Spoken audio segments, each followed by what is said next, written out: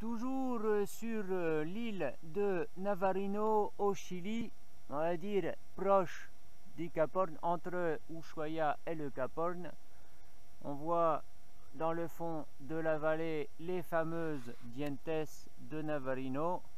J'en profite de faire mon démontage de camp pour vous faire un petit retour d'expérience sur ma Quick Hiker de Ultralight.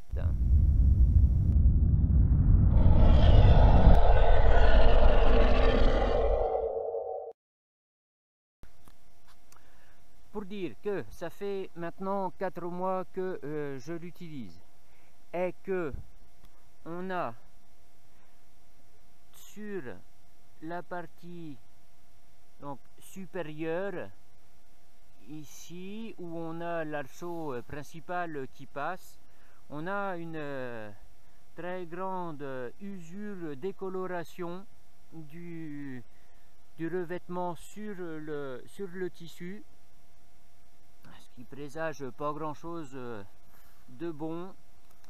On a aussi donc à l'usage au montage démontage le passage de cet arceau ici qui vient sur toute la partie supérieure de la tente est monté beaucoup trop serré, et ce qui fait que le passage de l'arceau à l'intérieur est difficile, et ce qui rend assez chiant le montage et le démontage, puisque systématiquement quand on essaye de l'enlever, l'arceau se désolidarise. C'est assez embêtant. Autre point vraiment négatif sur cette tente, donc allez, on va parler du point le plus négatif, c'est un manque de ventilation à l'intérieur de cette tente. Bon, là j'ai dormi dedans cette nuit, bien sûr, comme ça fait 80 et quelques nuits que je passe dans ma tente.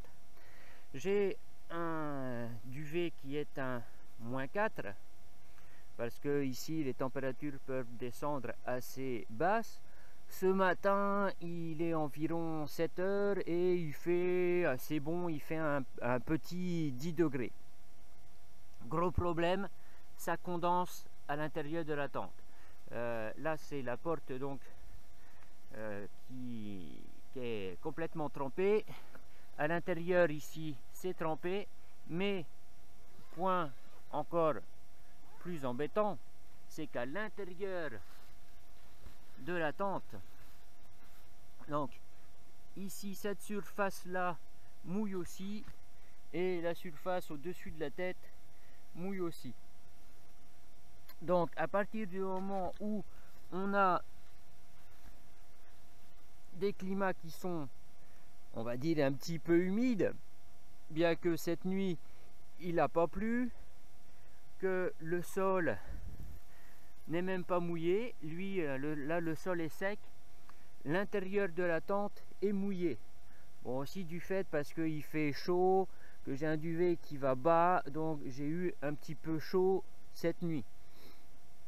Mais tout l'intérieur de la tente, lui, est trempé. Voilà, en tout cas, la partie du double toit est trempée et un peu mouillé à l'intérieur de la chambre. Donc gros point négatif sur ça manque de ventilation. On a simplement cette petite partie là, et de l'autre côté, hop, cette petite partie là, et ça ventile pas assez.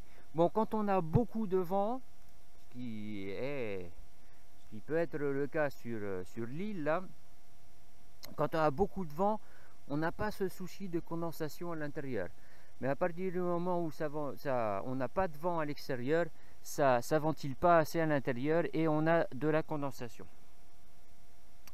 Bon, autre point assez chiant, c'est ce système de porte ici. Donc systématiquement, quand on veut rentrer dans la tente, on a cette porte sur la tronche. Bon, évidemment, on peut la rouler et l'attacher comme ça, hein. Mais quand on a besoin de juste rentrer ou sortir de la tente sans garder la porte ouverte, et bien systématiquement on a cette partie qui nous tombe dessus et qui est quand même assez chiante. Surtout que si on pose la porte dessus, ça tient pas, ça glisse. Bon, là évidemment c'est un peu mouillé, donc ça tient, mais quand il pleut, on n'a pas envie de laisser la porte grande ouverte. Et puis si on essaye de la glisser entre le double toit et la chambre, et ben ça glisse aussi, ça reglisse comme ça. Donc ça, c'est encore un point qui est assez chiant aussi sur cette tente. Comparé à mon ancienne T2 Ultralight Pro, j'avais pas ce souci avec l'ouverture frontale et non pas l'ouverture latérale. Donc ça, c'est un point, j'arrive pas à m'y faire. On voit aussi ici, voilà, on voit aussi la différence de décoloration, la décoloration de la tente. Toute la partie qui est au soleil est déjà décolorée après 4 mois d'utilisation. On a là la partie qui est couverte par le rabat, qui elle n'est pas du tout décolorée. En seulement 4 mois, ça présage rien de bon pour l'avenir. Autre point vraiment négatif, du côté inverse à une deuxième porte qui est absolument inouvrable, puisque en fait le zip est rabattu sur l'intérieur et voilà, cette porte s'ouvre complètement aussi, hein, et on voit encore de l'humidité ici, les traces d'humidité là sur la moustiquaire. Et donc ce zip en bas, vraiment à la partie basse, forme un coude. Ça fait que l'ouverture et la fermeture n'est pas du tout aisée de ce côté-là. Il faut soulever la tente, voilà, pour pouvoir ouvrir et fermer à fond cette fermeture. Donc pas du tout pratique non plus.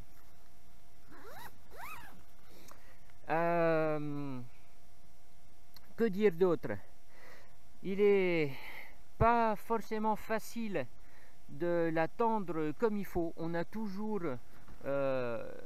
un ballon sur le toit.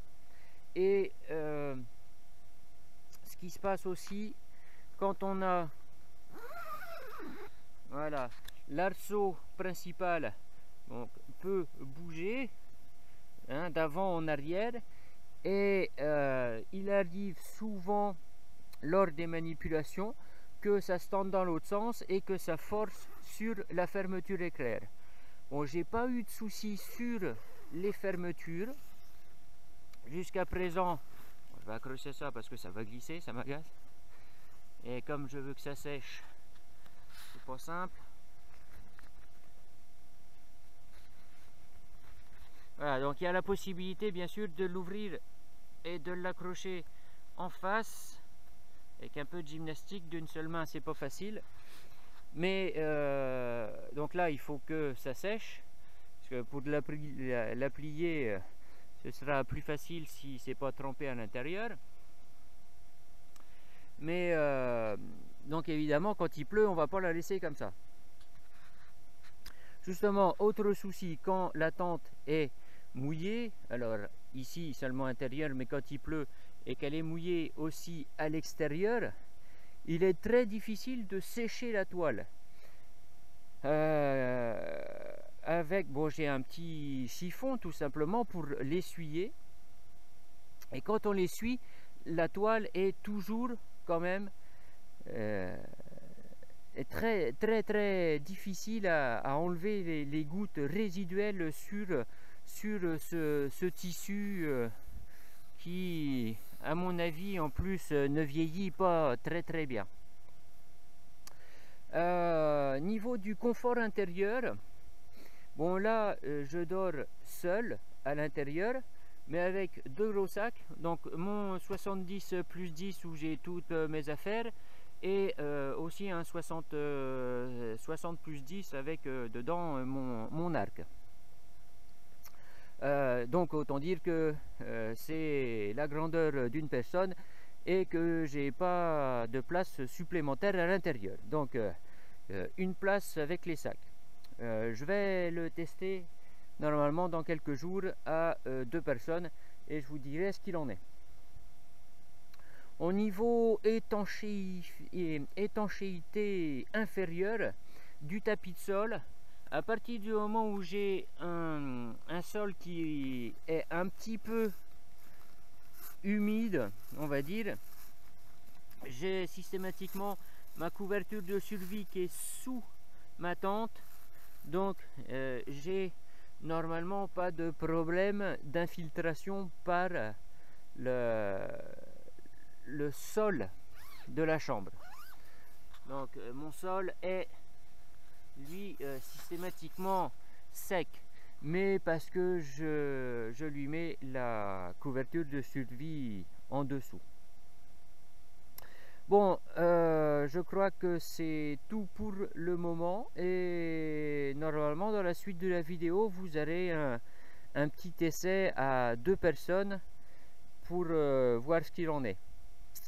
Bon, dans l'ensemble quand même, cette tente comparée à ma précédente, la T2 Ultralight Pro, alors celle-là en plus est plus lourde, hein. Elle est plus lourde que le poids annoncé sur le sachet, elle fait plus de 2 kg, alors que mon ancienne T2 Ultralight Pro faisait moins d'1,9 kg. Et celle-là, j'arrive pas à m'y faire. Ça fait, je vous dis, ça fait 4 mois que je l'utilise en continu et j'arrive pas à m'y faire. J'arrive pas à y trouver d'énormes défauts, bien que quand même les défauts de ventilation, cette porte qui vous tombe toujours sur la tronche, ce soit assez rédhibitoires, mais même si j'arrive pas à trouver de gros défauts, j'arrive pas à me faire à cette tente. Voilà. Bon, eh bien je vous dis à plus tard et à bientôt pour des nouvelles aventures. Allez, ciao. Bon ben voilà, hein, comme promis, une petite... Oh, j'en sais rien. Petite vidéo sur à 2 dans la tente, avec le vent. Je suis désolé, je suis pas la demoiselle promise. Hein. Enfin, on a dormi quand même. Donc, à 2, ça se fait aussi évidemment les sacs sont dehors, mais à 2 on a assez de place pour dormir, bien qu'Eddie fasse 1 mètre 2 mètres 1m88 à peu près. 1m88, ok. Donc voilà, pour les personnes même qui font 1m88 en longueur, et ben cette tente est suffisante. Voilà. Bon, on va pas dire qu'il y a beaucoup de place hein, quand on est 2 dedans. Non. Mais ça le fait. C'est possible. Et puis deuxième test assez concluant, c'est que au niveau du vent, parce qu'on est là sur donc le circuit des Dientes de Navarino, Laguna Escondida. Laguna Escondida, et il faut avouer que cette nuit on a un petit peu eu du vent quand même. Du vent comme seuls ceux qui sont dans les extrémités ventesques peuvent savoir ce que c'est que du vent, et non pas une petite brise à 2 km/h et demi. Donc a priori, puisqu'on n'est pas sorti encore, mais elle a tenu, puisqu'on est toujours dedans, elle est toujours au-dessus de nous et non pas affalée sur nous. Voilà, bon allez, et ben ceci va clôturer cette vidéo magnifique et on vous dit à bientôt pour de nouvelles aventures. Allez, ciao. Ciao.